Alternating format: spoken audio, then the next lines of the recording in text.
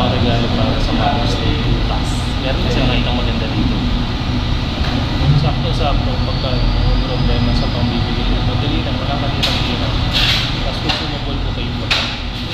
Bali 179 yung pieces. Combination siya ng ensaymado at buttermilk. Tapos meron 199 kasi ano ka 175. May 199 slices of cakes naman siya. So dalawa pa rin ang pagpilihan. Diba? Ayos yun. Pero kung halimbawa na ayaw niyo yung gano'n ng buffet na ensaymado ka naman, pwede yan mga laki na mga cakes na rin for small mango blossoms. Yun yung para sa Mother's Day. Mukhang masarap. Kaya yung problema nila kung paano ang bibigay. Isa lang naman natin yung motor ko hindi yung katulad ng mga sa mga scooter na meron lagayan. Kailangan lang gamitin ng paraan para mabibigay. Pero secure tayo kung may pagkakagawa na hindi pwede magkakalas-kalas yung booking of mamon and ensaymada. So ito na yung nabili namin ni Boss Ivy yan. Yan, tag-isa kami ng nabili. So may pagbibigyan lang kami. So ito yung mas madali na pangregalo sa Mother's Day. Walang kahirap-hirap, consumable pa kaysa para sa akin kasi kaysa magbigay ng bouquet. So okay na to, consume pa. Kita nyo yung model ko? Alis na kami ngayon. Bili na kami ng pangbigay. Kunyari mga mababait na anak. Ayan. Let's go. Pauwi na kami ni Boss Ivy. Bukas ko pa naman yung sa akin. Bukas ko pa ibibigay sa nanay ko tsaka sa kapatid kong babae.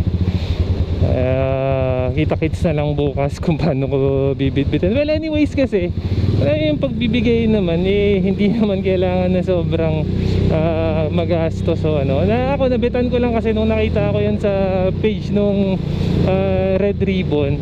Ang kasi ang cool, may bouquet na siya tapos pa siya, consumable. Para sa akin kasi okay naman yun, okay naman yung flowers, pero hindi kasi ako ganong alam niyo yun, practicality wise para sa akin kasi magandang flowers pero talanta rin kasi eto ang angas, pwede po makain ang okay pang cute pa. Tapos pagka pumunta kayo sa Red Ribbon, mabilis lang siyang magagawa.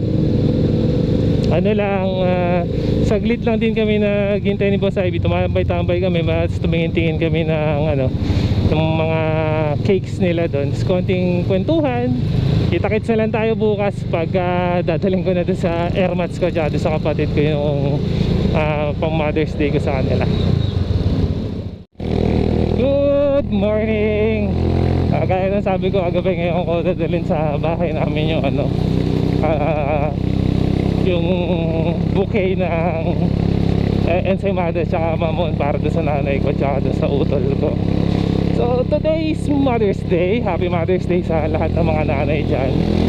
Speaking of yun sa mga nanay, alam niyo ba? Malamang alam niyo kasi karamihan sa atin naranasan yung mga famous line dun sa mga nanay natin.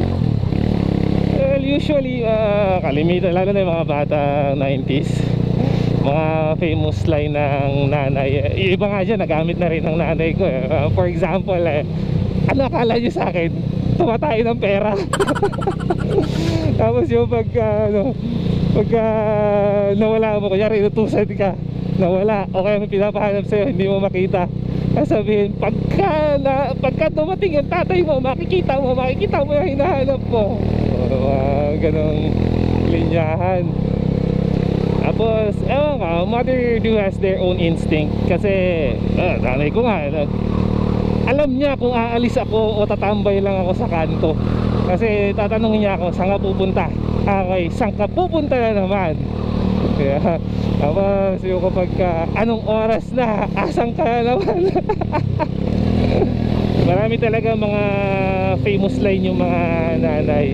So kayo, yung mga nanay ninyo, just comment down below kung ano yung mga famous line nila na ginagamit. Hindi ko na maalala yung mga iba. Marami yan. Marami mga famous line yung mga nanay. Lalo na yung mga nanay nung 90s. Mga famous line nila. Tapos yung mga weapon of their choice, the hanger, the slippers, at kung ano man mahawakan nila.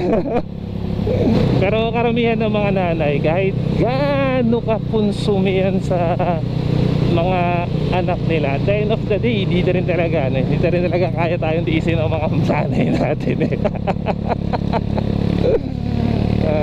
Mother will be always a mother. Bagay, they bear us for 9 months.